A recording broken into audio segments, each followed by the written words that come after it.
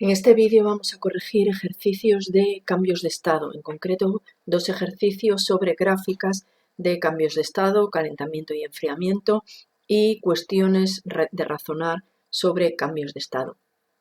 El primer ejercicio que tenemos es el ejercicio 9, que lo estamos viendo aquí a la izquierda de la pantalla, en el que aparece la gráfica de calentamiento del hierro. En una gráfica de calentamiento tenemos una gráfica con varios tramos. En este caso están representados como AB, BC, CD, DE y EF. Algunos de estos tramos están inclinados y otros están horizontales. Los tramos inclinados corresponden al calentamiento de la sustancia en uno de los estados y a medida que va aumentando la temperatura, va aumentando el movimiento de las partículas hasta llegar a un cambio de estado que corresponde al tramo horizontal. Si nos fijamos, percibimos tres cambios inclinados que corresponderían a los tres estados de la materia. El estado a menor temperatura sería el sólido, a medida que va aumentando la temperatura tendríamos el estado líquido y el estado a mayor temperatura sería el gas. El apartado A nos pregunta qué cambios de estado se observan en la gráfica.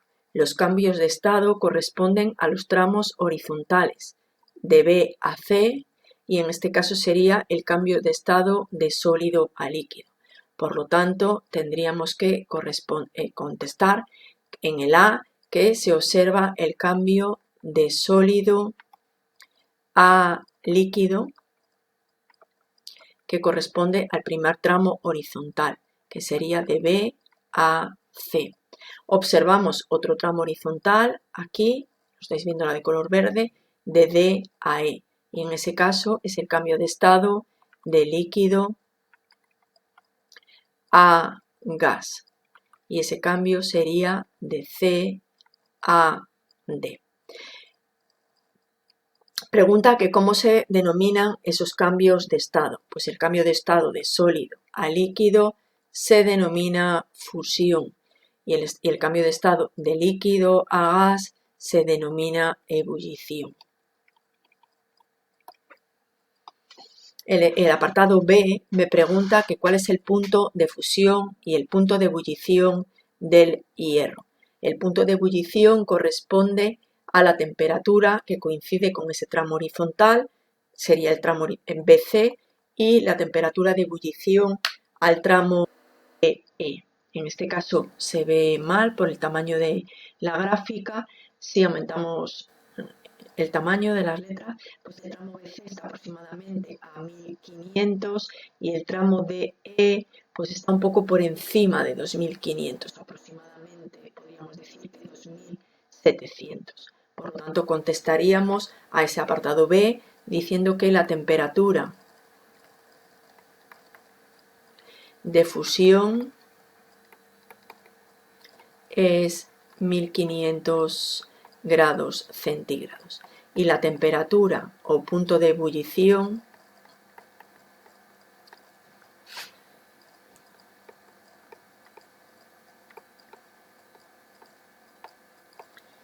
es aproximadamente 2700 grados centígrados. El apartado C nos pregunta que por qué se mantiene constante la temperatura durante un cambio de estado.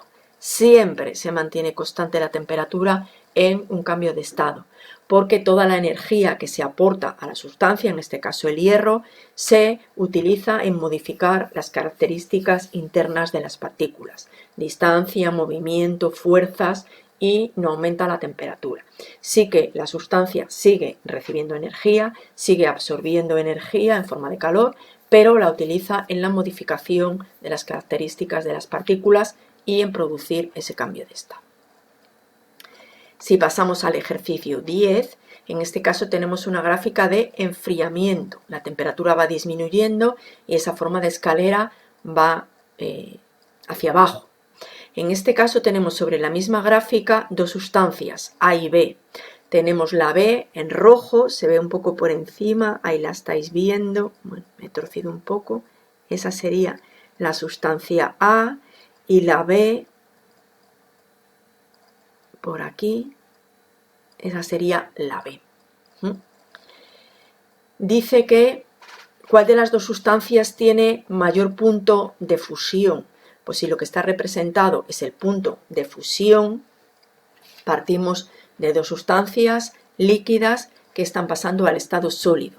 La temperatura de fusión de la sustancia A está aquí y la temperatura de fusión de la sustancia B está ahí, que aproximadamente pues son, si aumentamos un poco para ver esas temperaturas, pues más o menos la temperatura de la primera está en torno a 9 y la temperatura de la segunda a menos 20, no sé qué pone, menos 39, es que se ve un poco borroso, ¿vale? Una temperatura sería esta, que yo creo que pone menos 39, y la otra es esa que pone 8.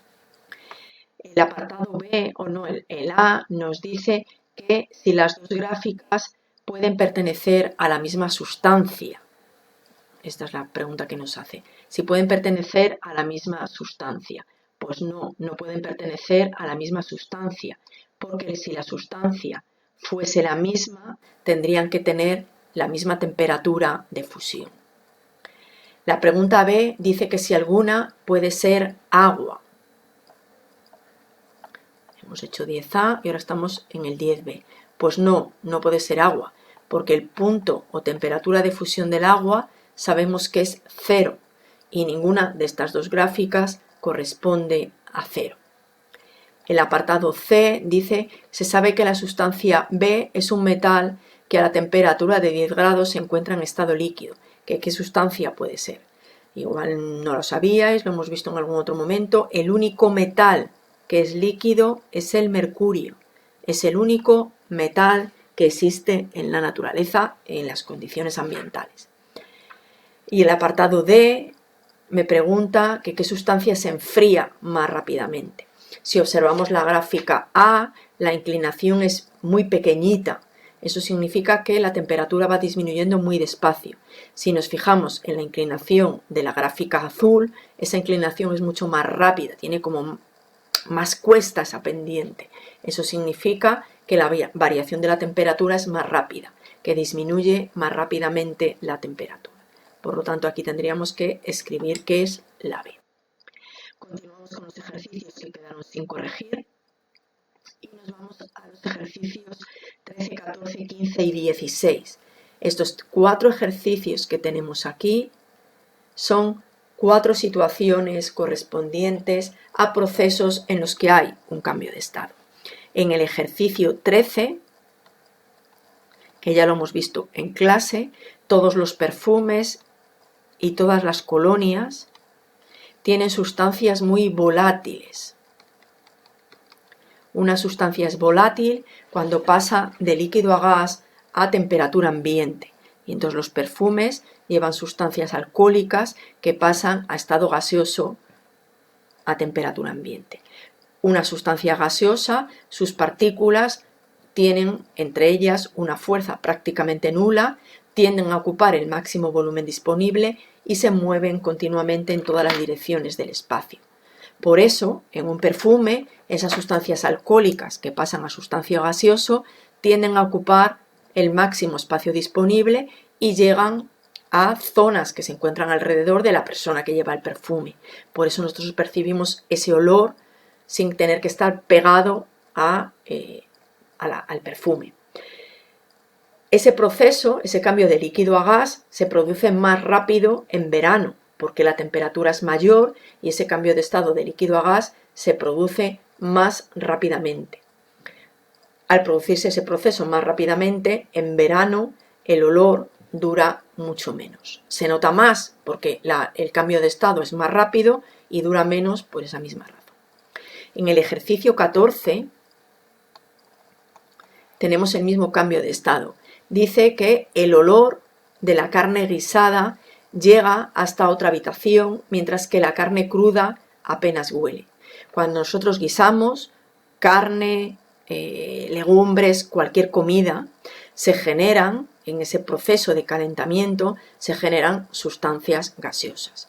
Esas sustancias gaseosas, entre las partículas, la fuerza es prácticamente nula y tienden a ocupar el máximo volumen disponible, moviéndose de forma caótica en línea recta en todas las direcciones del espacio. Por eso esas partículas gaseosas que tienen olor llegan hasta otras habitaciones, ¿vale? Si estamos cocinando en la cocina, llega hasta el pasillo y a otra habitación. En la carne cruda no estamos calentando, no estamos guisando, por lo tanto no se producen esas sustancias en estado gaseoso. Para evitar que ese color se propague, nosotros lo que podemos hacer es cerrar la puerta. El gas tiende a ocupar el máximo volumen disponible, pero si nosotros tenemos la puerta cerrada, pues al llegar a la puerta chocará, rebota y continúa moviéndose por el espacio que puede. En el ejercicio 15 dice que algunas mañanas de primavera se puede ver pequeñas gotitas de agua sobre las plantas del campo, aun en los días fríos que no llueve, que es el rocío, porque existe el rocío por las mañanas y desaparece durante el día. Pues ese cambio de estado ya lo hemos visto en el vaho que se forma en las gafas, en los espejos, en las latas de refresco, ¿vale? Pues ahora tenemos pequeñas gotitas de agua sobre las plantas por la mañana. Entonces, en las mañanas de primavera aún hace frío, la noche es una noche fría, entonces esas gotitas de agua corresponden al vapor de agua que al tocar partes más frías se produce una condensación del vapor de agua. Durante el día esas gotitas de agua desaparecen porque ha aumentado la temperatura y esas gotas de agua se evaporan. El ejercicio 16 tiene el mismo cambio de estado. Dice que por qué los cristales del coche se empañan con frecuencia en invierno. Eso es debido a la temperatura fría que hay en el exterior y al tocar el cristal del coche que está a menor temperatura, que está más caliente, se produce una condensación del vapor de agua de fuera al tocar el cristal que está más caliente. Cuando nosotros abrimos la ventanilla del coche, se produce una corriente, entra aire frío también por dentro, lo que hace es igualar la temperatura y evitar que se forme esa condensación de gotas de agua sobre el cristal. Luego tenemos en este repaso dos ejercicios de gráficas de calentamiento y de enfriamiento y cuatro cuestiones de razonar sobre cambios de estado.